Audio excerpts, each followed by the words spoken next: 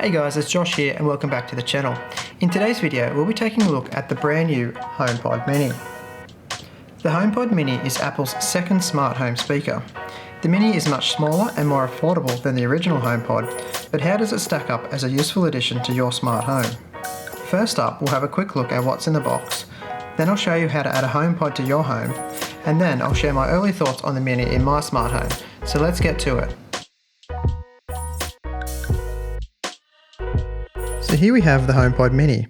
The Mini is a speaker, intelligent assistant and smart home hub that is private and secure and integrates perfectly with your existing Apple devices, all for $149. Inside the box, we have the HomePod Mini itself. As you can see, it's actually quite small and features a braided USB-C cable that is not removable. Then we have a getting started guide and some legal paperwork, and of course an Apple sticker as well. The Mini comes with a 20-watt USB-C power adapter, which Apple actually charges $29 for on its own, making the Mini pretty good value overall. So that's what's in the box. Now let's have a look at how to set it up. To get started, the first thing you need to do is plug your Mini into power and then bring your iPhone nearby. Your phone will recognise the Mini is nearby and prompt you to set it up. Tap on Setup and then choose what room you will have the HomePod Mini in. For me, I already have a HomePod Mini in my living room, so this one will go in my office. We then get the option to turn on personal requests. This allows different people in the home to receive responses tailored to them.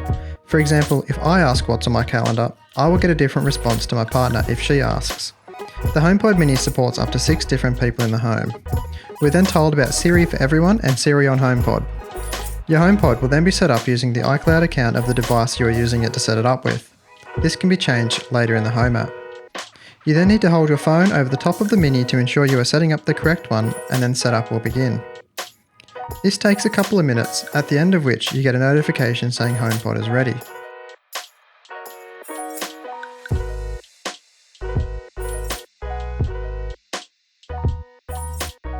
Inside the Home app, you will see your HomePod is configuring at first.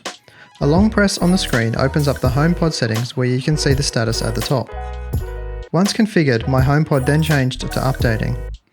Out of the box, the software on both my HomePods was version 14.1 and they both automatically updated to 14.2. This can take a bit of time depending on the speed of your internet.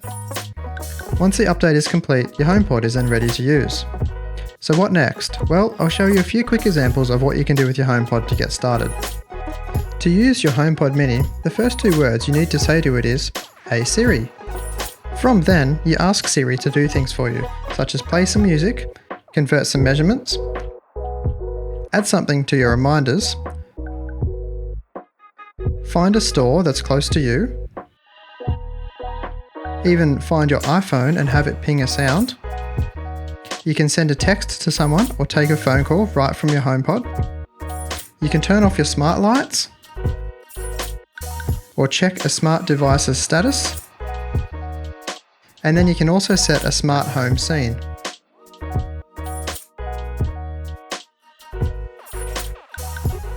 So, what do I think of the HomePod Mini as an addition to your home? Well, if you're already integrated into the Apple ecosystem with Apple devices and already use Siri on a regular basis, it's a great low-cost addition to have Siri available anywhere in the home.